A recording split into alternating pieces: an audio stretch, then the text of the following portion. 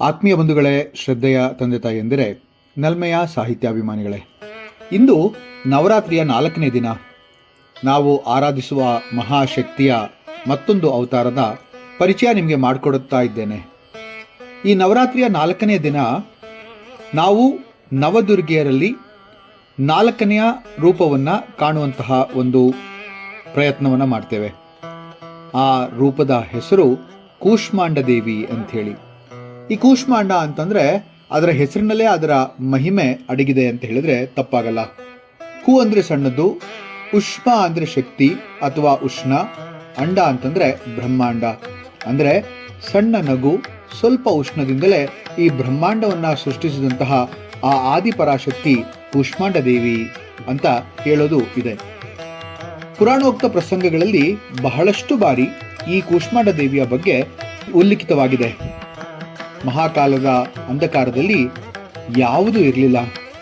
ಸೂರ್ಯ, ಚಂದ್ರ, ಅಗ್ನಿ, ವಾಯು, ಈ ಪಂಚಭೂತಗಳು ಯಾವುದೂ ಕೂಡ ಇಲ್ಲದೆ ಇರುವಂತಹ ಆ ಸಮಯದಲ್ಲಿ ದೇವಿ ತನ್ನ ಅಟ್ಟಹಾಸದಿಂದಲೇ ಬ್ರಹ್ಮಾಂಡವನ್ನು ಸೃಷ್ಟಿ ಮಾಡಿದ್ಲು ಅಂಥೇಳಿ ಪದ್ಮಪುರಾಣದಲ್ಲಿ ವರ್ಣನೆ ಇದೆ. ಆ ಪದ್ಮಪುರಾಣದ ಶ್ಲೋಕ ಹೀಗಿದೆ: ಹಾಸ್ಯ ಮಾತ್ರೇಣ ಜಗತಾಂ ಸೃಷ್ಟಿಕಾರಿಣಿ ಸುಕೂಷ್ಮಾಂಡ ಜಗಜ್ಜನನಿ ತಸ್ಮೈ ದೇವಿಯೇ ನಮೋ ನಮಃ ಅಂತ ಹೇಳಿ. ಅಂದರೆ ತನ್ನ ಹುಸಿ ನಗುವಿನಿಂದ ಜಗತ್ತನ್ನು ಸೃಷ್ಟಿಸಿದ ಆ ಕೂಷ್ಮಾಂಡ ದೇವಿಗೆ ನಮಸ್ಕಾರಗಳು ಅಂತ ಹೇಳಿ ಅರ್ಥ. ಇವಳು ಸೂರ್ಯ ಮಂಡಲದೊಳಗೆ ಪ್ರವೇಶಿಸಿ ಪ್ರಕಾಶವನ್ನು ಹರಡುತ್ತಾಳೆ. ಆದ್ದರಿಂದಲೇ ಅವಳನ್ನ ಸೂರ್ಯಮಂಡಲ ಮಧ್ಯಸ್ಥ ಅಂತ ಕೂಡ ಕರೆಯೋದಿದೆ. ಈ ದೇವಿಯ ರೂಪ ಬಹಳ ವೈವಿಧ್ಯಮಯವಾಗಿದೆ. ಕೂಷ್ಮಾಂಡ ದೇವಿಯು ಅಷ್ಟಭುಜಾರೂಪಿಣಿ ಅಂತ ಕರೀತಾರೆ. ಅಷ್ಟಭುಜ ಅಂತಂದ್ರೆ 8 ಕೈಗಳನ್ನು ಉಳ್ಳವಳು ಅಂತ ಹೇಳಿ ಅರ್ಥ. 8 ಭುಜಗಳಲ್ಲಿ ಶಂಖ, ಚಕ್ರ, ಗದಾ, ಬಾಣ, ಕಮಂಡಲ, ಜಪಮಾಲೆ, ಅಮೃತ ಕಲಶ, ಧನಸ್ಸು ಇದನ್ನೆಲ್ಲ ಹಿಡಿದಿರ್ತಾಳೆ. ಸಿಂಹ ಇವಳ ವಾಹನ. ಸೂರ್ಯಮಂಡಲದ ಮಧ್ಯದಲ್ಲಿ ಪ್ರಕಾಶಿಸುತ್ತಾ ಪ್ರಪಂಚಕ್ಕೆ ಬೆಳಕು, ಶಕ್ತಿ, ಆಯುಷ್ಯವನ್ನ ನೀಡುವಂತಹ ಮಹಾತಾಯಿ ಈ ಕೂಷ್ಮಾಂಡ ದೇವಿ. ಅಷ್ಟಭುಜ ಚ ಕೂಷ್ಮಾಂಡ ಸಿಂಹಾಸನಾಗತ ಶುಭ ಅಟಹಾಸಂ ಹಸಂತಿ ನಿತ್ಯಂ ಸೂರ್ಯಮಂಡಲ ಮಧ್ಯಗ ಅಂಥೇಳಿ ಹೇಳುವಂತಹ ಒಂದು ಧ್ಯಾನ ಶ್ಲೋಕ ಈ ಒಂದು ಕೂಷ್ಮಾಂಡ ದೇವಿಯನ್ನ ಭಜಿಸೋದಕ್ಕೆ ಅಥವಾ ಧ್ಯಾನಿಸೋದಕ್ಕೆ ಬಹಳ ಅನುಕೂಲಕರವಾದದ್ದು ಅಂತ ಹೇಳ್ತಾರೆ. ಸಿಂಹಾಸನದಲ್ಲಿ ಕುಳಿತಿರುವ ಅಷ್ಟಭುಜ ಕೂಷ್ಮಾಂಡ ಸದಾ ನಗುತ್ತಾ ಸೂರ್ಯ ಮಂಡಲದ ಮಧ್ಯದಲ್ಲಿ ಪ್ರಕಾಶಿಸ್ತಾಳೆ ಅಂತ ಹೇಳೋದಿದೆ. ಈ ಒಂದು ಕೂಷ್ಮಾಂಡ ದೇವಿಯ ತತ್ವಾರ್ಥ ಏನಪ್ಪಾ ಅಂತಂದ್ರೆ, ಕೂಷ್ಮಾಂಡ ಅಂತಂದ್ರೆ ಸೃಷ್ಟಿ ಶಕ್ತಿಯ ತಾತ್ಪರ್ಯ ಅಂತ ಹೇಳ್ಬೋದು. ನಮ್ಮೊಳಗಿರುವಂತಹ ಪ್ರಾಣಶಕ್ತಿ ಅದರ ರೂಪ ಅಂತ ಹೇಳಿದ್ರೆ ತಪ್ಪಾಗಲ್ಲ. ನಗು ಪ್ರೀತಿಯ ಸಂಕೇತ ಆದರೆ ಸೂರ್ಯ ಜ್ಞಾನ ಪ್ರಕಾಶದ ಸಂಕೇತ. ಅಂಡ ಅಂತಂದ್ರೆ ಜೀವನದ ಬೀಜ. ಇವಳ ಆರಾಧನೆ ಮೂಲಕ ಜೀವನದ ಅಂಧಕಾರ ದೂರವಾಗಿ ಜ್ಞಾನ ಪ್ರಕಾಶಿಸುತ್ತೆ ಅಂತ ಹೇಳಿ ಹೇಳುವಂತಹ ಒಂದು ಸುಂದರವಾದಂತಹ ಪುರಾಣೋಕ್ತಿಯ ಪ್ರಸಂಗಗಳು ಅನೇಕ ಇದೆ. ಇವಳನ್ನ ಆರಾಧಿಸಿದ್ರೆ ಏನೆಲ್ಲ ಆಗಬಹುದು ಅಂತ. ಆಯಸ್ಸು, ಆರೋಗ್ಯ, ಶಕ್ತಿ ದೊರೆಯುತ್ತೆ. ಸೂರ್ಯನ ಕಿರಣಗಳ ಶಕ್ತಿಯಂತೆ ತೇಜಸ್ಸು, ಧೈರ್ಯ, ಆತ್ಮವಿಶ್ವಾಸ ದೊರಕುತ್ತೆ ಅಂಥೇಳಿ ಪುರಾಣಗಳು ನಿದರ್ಶನಗಳೊಂದಿಗೆ ಹೇಳ್ತವೆ. ಎಲ್ಲ ದುಃಖ, ಅನಾರೋಗ್ಯಗಳನ್ನು ದೂರ ಮಾಡಿ ಭಕ್ತರಿಗೆ ಜೀವನೋತ್ಸಾಹ ಮತ್ತು ಬಲ ನೀಡ್ತಾಳೆ ಈ ಕೂಷ್ಮಾಂಡ ದೇವಿ. ದೇವಿ ಮಹಾತ್ಮೆಯ ಒಂದು ಶ್ಲೋಕ ಬಹಳ ಪ್ರಸಿದ್ಧ: ಸುರಾಸುರ ಸೇವಿತ ಪಾದ ಪದ್ಮ ಕೂಷ್ಮಾಂಡ ದೇವಿ ಚ ಶುಭಂ ದದಾತು ಅಂತ ಹೇಳಿ.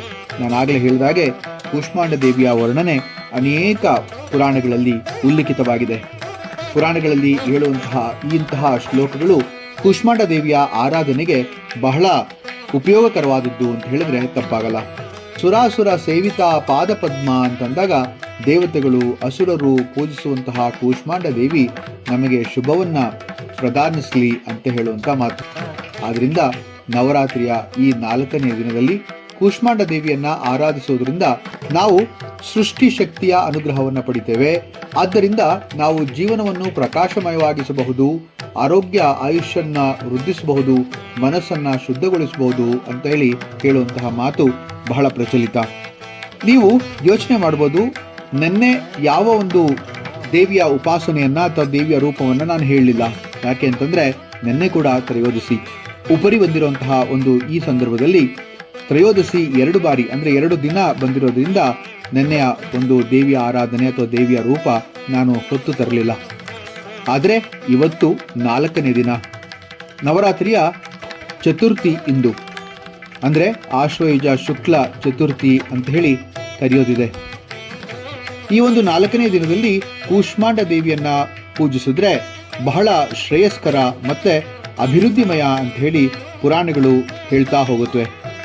ಪದ್ಮಪುರಾಣದಲ್ಲಿ ಬಹಳ ಸುಂದರವಾಗಿ ಈ ಒಂದು ಕೂಷ್ಮಾಂಡ ದೇವಿಯ ವರ್ಣನೆಯನ್ನ ಮತ್ತೆ ಕೂಷ್ಮಾಂಡ ದೇವಿಯನ್ನ ಪೂಜಿಸೋದ್ರಿಂದ ಆಗುವಂತಹ ಲಾಭವನ್ನ ಬಹಳ ಚೆನ್ನಾಗಿ ವರ್ಣಿಸ್ತಾ ಹೋಗುತ್ತೆ ಆ ಪದ್ಮಪುರಾಣ. ಪದ್ಮಪುರಾಣ ಅಷ್ಟೇ ಅಲ್ಲದೆ ಮತ್ತಷ್ಟು ಪುರಾಣಗಳು ಕೂಡ ಈ ಒಂದು ಕೂಷ್ಮಾಂಡ ದೇವಿಯನ್ನ ವಿವರಿಸ್ತಾ ಹೋಗುತ್ತವೆ.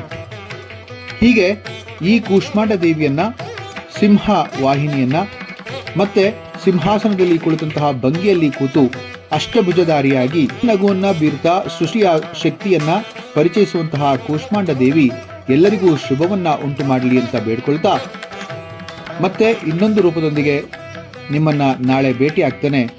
ಅಲ್ಲಿವರೆಗೆ ನವರಾತ್ರಿಯ ಹಾರ್ದಿಕ ಶುಭಾಶಯಗಳೊಂದಿಗೆ ಆ ನವದುರ್ಗೆಯರು ಎಲ್ಲರ ಮನಸ್ಸಲ್ಲಿ ಆಯುರ ಆರೋಗ್ಯ ಐಶ್ವರ್ಯ ಅಭಿವೃದ್ಧಿಯನ್ನ ಕೊಡಲಿ ಅಂತ ಹೇಳಿ ಬೇಡ್ತಾ ಇಂದಿನ ಉಪನ್ಯಾಸ ಮಾಲಿಕೆಯನ್ನ ಇಲ್ಲಿಗೆ ನಿಲ್ಲಿಸ್ತೇನೆ. ಮತ್ತೆ ನಾಳೆ ಮತ್ತೊಂದು ರೂಪದೊಂದಿಗೆ ನಿಮ್ಮ ಮುಂದೆ ಹಾಜರಾಗ್ತೇನೆ. ನಮಸ್ಕಾರ.